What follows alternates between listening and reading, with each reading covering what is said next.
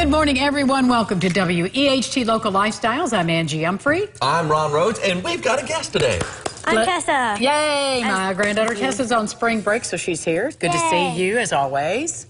Have you on the show. Yay. She was working hard today. She wrote my scripts for me. See, you've come here so often now, Tessa, that you know basically you can help her. I mean, you're a big assistant to your nanny. And I appreciate it. So basically, it's getting to the point, Angie, where you can just have her do all the work. Go, okay, Tessa, get the computer. I'm going to go over here, kick back, and relax. I'll show up about 11:15. Would you handle that for me? No. Well, you could if you wanted to. Coming up today, besides seeing Tessa, which is always a joy, Theater Workshop of Owensboro brings an exciting list of new productions, fun for everyone. The Public Education Foundation helps us celebrate educators with the Thank a Teacher initiative. Youth First hosts a fundraiser with a fun title, Passport to Adventure. And Evansville's Protestant Home has been serving tri-state families for decades, and we're going to hear more about the family support groups. Plus, we'll get you hooked on science today. That's right. Jason Lindsay does not blow up anything this week. Oh, you already know, don't you? I'm pretty sure he does not, though. Although Joe did a little science experiment today. He did. Was oil and water and food coloring and a what? Did it catch fire? I heard something about fire. That was last week. Last week, he was, basically had some flash paper. I was just expecting a little flame. It went... It really did. We should have done it in slow-mo, though. No, I know. It's a good thing I don't have any hair. I wouldn't have any right now anyway. Well, you still got your eyebrows. That's a good thing. I don't know how I kept those. I think they were singed a little bit, though.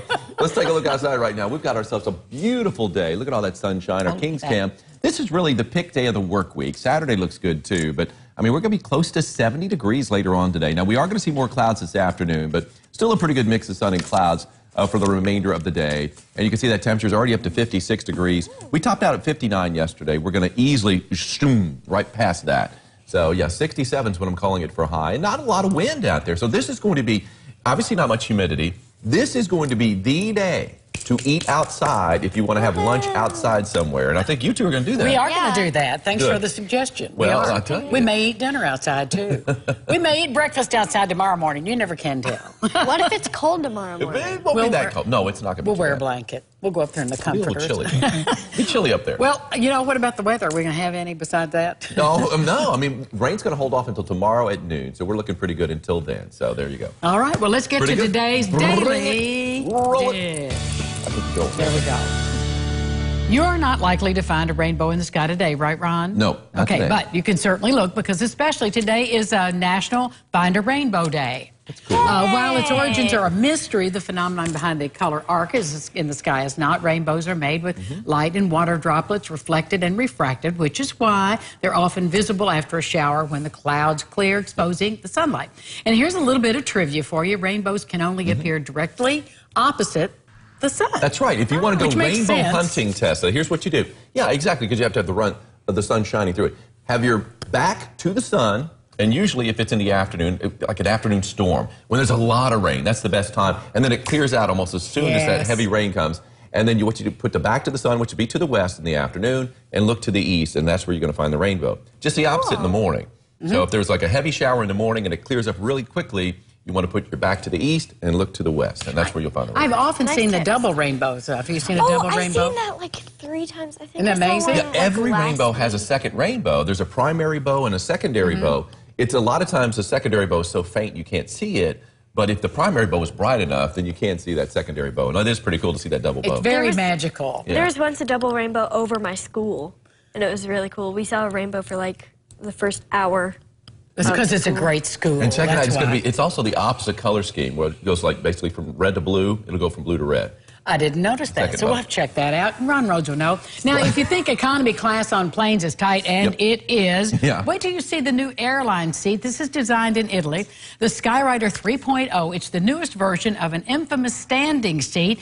It looks like the seat on a standing roller coaster a little bit. Yeah. You actually are sitting on it, though. The manufacturer says its goal is to not cram more passengers on board, but to give them another option. They would call this the Ultra Basic Economy. The company says it's getting some interest, but no orders yet, and I encourage you to go online and see a person in it, because I had a hard time understanding that one. But the girl is really sitting in the seat, but her legs are up much more, almost like you're sitting on a bicycle. Was that what Ashley said? You know what I need? I need that in my shower so I could, in the morning, I'm real tired, I'll just kind of sit in that and let the water pour. You probably need some strap around you, just hold that would be even better, just like a harness, just kind of hang there, you know, just enjoy the water. Well, we'll see. That wouldn't be much fun on an 8-hour flight to Amsterdam, would it? Why to Europe? I've got one of the stand-up seats. No, yeah, you need an option. Stand up, sit down. I would think. And we need to make more room in the budget for streaming services, Ron. Netflix plans to raise the rates again. Yep. The streaming service will increase plans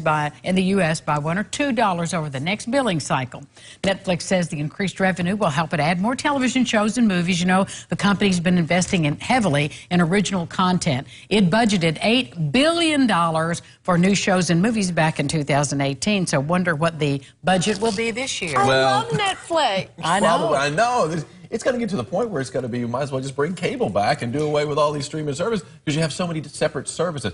But it's going to take a bigger hike, and they know that. Yes. $1 or $2, people aren't going to grouse too much about that. Netflix is so useful. You can just watch whatever you want. When you want. When you want. We love that. Tessa, we love that. Know. When we were growing up, Angie and I, basically, we had whatever they want. There were 3 channels, and whatever they wanted to put on at that time, that's what you watched and nothing else. And when you lived in Rumsey, Kentucky, out on the farm, you had an aerial. That's and you had right. to, get out, turn the aerial with the knob. It was back in my day.